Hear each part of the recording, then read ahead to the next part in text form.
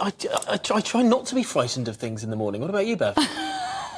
Well, I'm frightened generally of things like, you know, something happening to the kids or cars, stuff like that. What I'm not frightened of is the stuff that the Cabinet Office is telling us to be frightened of, because they've updated the National Risk Register to help the public prepare for worst-case scenarios that could strike the country at any moment.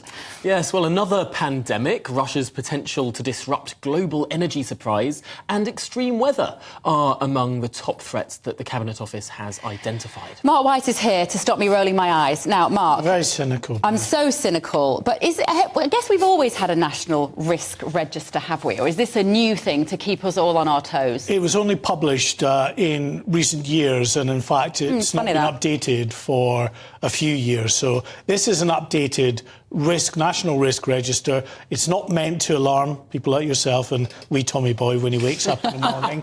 It is, though, meant to be a sober assessment of some of the risks that this country faces. Chief among them, of course, at the moment are energy supplies. With what is happening in the Ukraine, that has highlighted the instability of these traditional energy routes that people might have thought were stable. Clearly, they're not anymore. The impact that's had on fuel bills, that's, we're told, partly behind what prompted Rishi Sunak to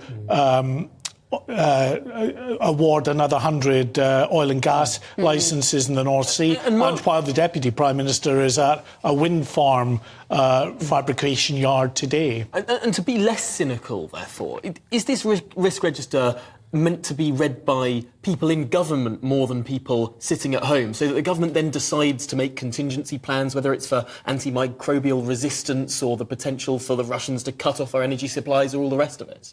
Yeah, it's meant to be read by absolutely those in government, but also those in local government, those in the voluntary sector.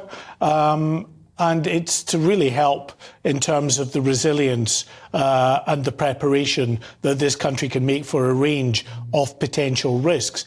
It is true to say, without obviously being cynical about it, that the world is a much more dangerous place now.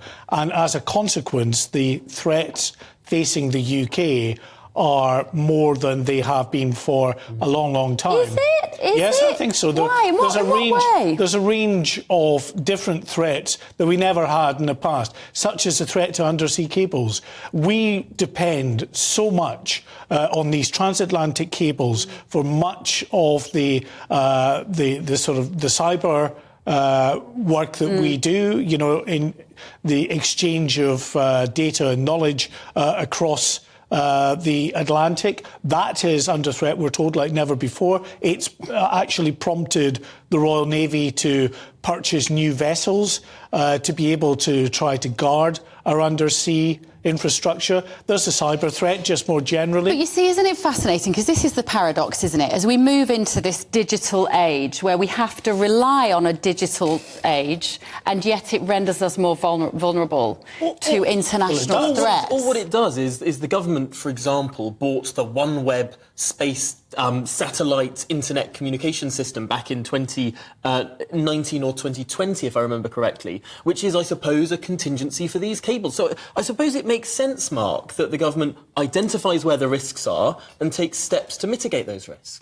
Yes, I mean, absolutely. And you mentioned the cyber world. It is, you know, without a doubt, making us more vulnerable to issues around the hacking of these services that we rely on day in, day out.